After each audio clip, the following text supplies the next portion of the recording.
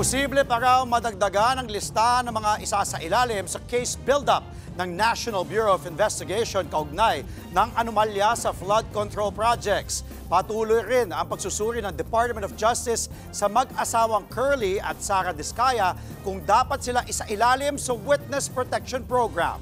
Nasa frontline ng balitang yan, si Gio Robles. Sakay ng convoy, sabay na dumating sa Department of Justice ang kontrobersyal na mag-asawang Sara at Curly Diskaya.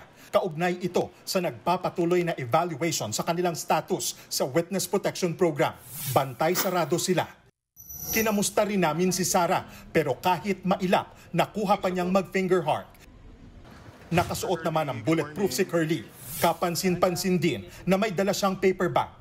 Kahapon, binigyang punto ni DOJ Secretary Boyeng Rimulya na dapat suportahan ni Curly ng ebidensya ang kanyang sinumpaang salaysay. Remember, this is probably the biggest scam the biggest corruption issue. Kaya nga I want notes. I want ledgers. I want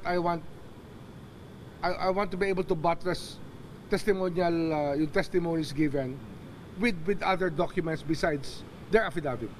Naunang natalakay sa Senate hearing ang ledger na hawak umano ni Curly. Nakasulat daw dito ang mga pangalan umano ng mga opisyal ng gobyerno at mga mambabatas na tumanggap ng SOP o kickback mula sa mga hinawakan niyang proyekto.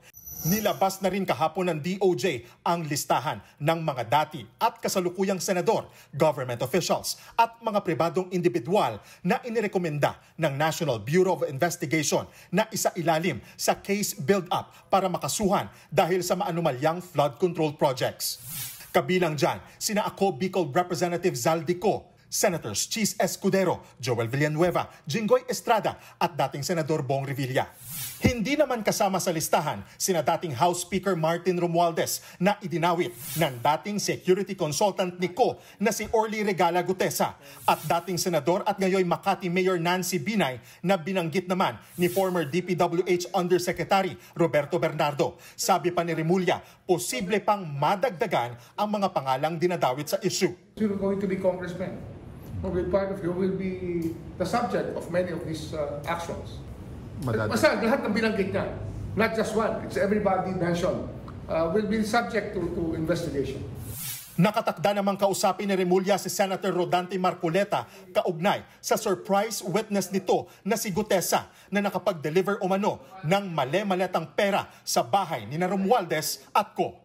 Nauna nang kinumpirma ni Rimulya na nais rin ni Gutesa mapabilang sa Witness Protection Program. Pero no-show si Gutesa sa DOJ nitong Biyernes para sana mabusisi ang kanyang naging salaysay sa pagdinig sa Senado.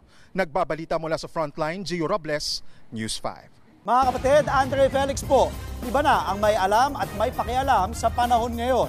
Para po sa tuloy-tuloy na balitaan sa Frontline kahit weekend, mag-follow at mag-subscribe na sa social media pages ng News 5.